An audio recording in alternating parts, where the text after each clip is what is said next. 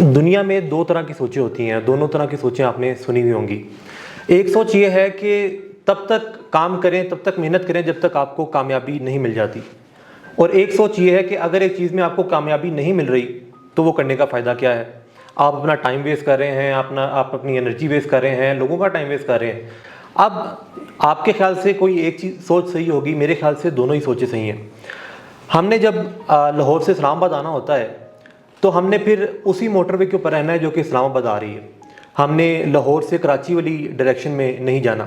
या फिर अगर मुझे पता है कि मैंने रात को 10 बजे इस्लामाबाद पहुंचना है और शाम के 5 बज रहे हैं, तो मेरी ये कोशिश होगी कि मुझे कोई बस की टिकट मिल जाए, जहाज़ की टिकट मिल जाए, ट्रेन की टिकट मिल जाए। लेकिन अगर उसी टाइम मुझे कहा जाए कि शाम को 6 बजे गाड़ी तो निकल रही है, लेकिन वो निकल रही है हाफिज़ाबाद के लिए, तो क्या आप उसमें जाएंगे?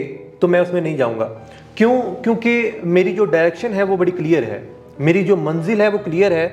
हाँ, मैं उस रूट को चेंज कर सकता हूँ, मैं जाने के ज़रिए को चेंज कर सकता हूँ, मैं रास्ते को चेंज कर सकता हूँ, मैं मंजिल को चेंज नहीं कर सकता। तो जहाँ तक बात यह है कि तब तक मेहनत करें जब तक कामयाबी नहीं मिलती, तो मेहनत अपनी मंजिल के लिए तब तक करें जब तक आपको कामयाबी नहीं मिलती। और जहाँ तक बात यह है कि एक काम करने से आपको नतीजा नहीं मिल रहा तो वो करने का फ़ायदा ही नहीं है। तो वो रूट है, वो रास्ता है जो कि आपको मंजिल तक पहुंचाता है। एक रास्ता बंद है, आप दूसरे रास्ते पे चले जाएं, तीसरे पर चले जाएं, लेकिन वो जो मंजिल है आपकी, आपने उसके ऊपर कॉम्प्रोमाइज़ नहीं करना होता।